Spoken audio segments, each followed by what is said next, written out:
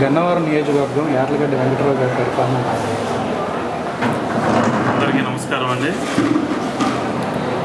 ఏదైతే ఈ 2024 ఎలక్షన్లో మునుపెన్నడూ చూడని విధంగా అత్యంత భారీ మెజారిటీతో శ్రీ యార్లగడ్డ వెంకటరావు గారికి ఇక్కడ ప్రజలు బ్రహ్మరథం పట్టి ఇక్కడ శాసనసభ్యులుగా ఎన్నుకున్నారండి. ఇప్పుడు శ్రీ యార్లగడ్డ వెంకటరావు గారి పరిపాలన గురించి మాట్లాడాలంటే నా భూతో నా భవిష్యత్తు. ఇంతకుముందు మనం చూడలేదు, మరి రాబోయే తరాల్లో చూడగలమా అన్నట్టుగా అత్యంత అభివృద్ధి సంక్షేమం అనే 2 నినాదాలతో కూడా ముందుకు దూసుకెళ్తున్నారు. అది మీరు ఏదైనా సరే ఈ గన్నవరం నియోజకవర్గంలో ఈ విషయం ఎందుకు చెప్తున్నామంటే వచ్చిన కంపెనీలు, అలాగే యువతకి జాబు, అలాగే మన మరుగున పడిపోయిన రహదారుల ఏర్పాటు కానీ, ఆ పక్కన ఉన్న సీసీ డ్రైనేజీలు కానీ ఇవన్నీ చూసుకుంటే దాన్ని బట్టి మీకు అర్థమవుతుంది అభివృద్ధి సంక్షేమంతో మంచి ముందుకు దూసుకుపోతున్నాను. ఎటువంటి అతిశయోక్తి లేదు. ఏదైతే గతంలో పాలకుల ఆక్రమణలో కొన్ని నిర్బంధంలో ఉన్న స్థలాల్లో కానీ అవి కూడా వాటి మీద ప్రత్యేక శ్రద్ధ చూపించి పేద ప్రజలకు కూడా వాటిలో ఎక్కడైతే ఎవరెవరైతే ఆక్రమించుకున్నారో ఆ ల్యాండ్స్ అన్నీ కూడా ఏదైతే ఉన్నారో ఆ బాధితులకు తీసుకొచ్చి వాళ్ళకి అప్పచెప్పడం, వాళ్ళకి రిజిస్ట్రేషన్ పత్రాలు అందజేయడం కానీ ఏదైనా కానీ యార్లగడ్డ వెంకటరావు గారి పరిపాలన గురించి మాట్లాడాలంటే అసలు మాట్లాడతాకి మాటలు రావు. ఎందుకంటే అంత ఇదిగా పరిపాలిస్తున్నారు.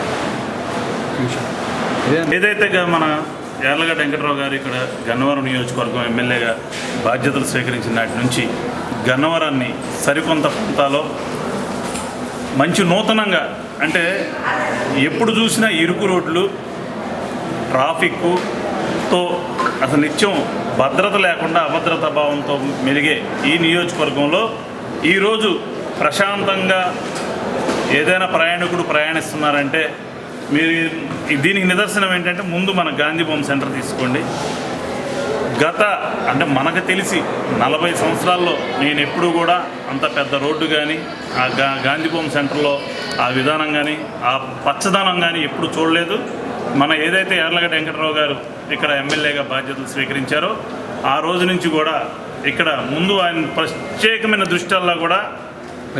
ప్రత్యేకమైన దృష్టి పెట్టింది గాంధీ బొమ్మ సెంటర్ మీద, అలాగే దావాజిగూడెం రోడ్డు సెంటర్ మీద, అలాగే యువత వార్డుల్లోనూ డివిజన్లోనూ కూడా ప్రతి చోట గ్రామాల్లోనూ మారుమూల గ్రామాలకి ఈరోజు మంచి రహదారి ఏర్పడిందంటే అది కేవలం ఒకే ఒక వ్యక్తి, అదే శ్రీ యార్లగడ్డ వెంకటరావు గారి కృషి అని మట్టికి గట్టిగా నేను చెప్పగలను.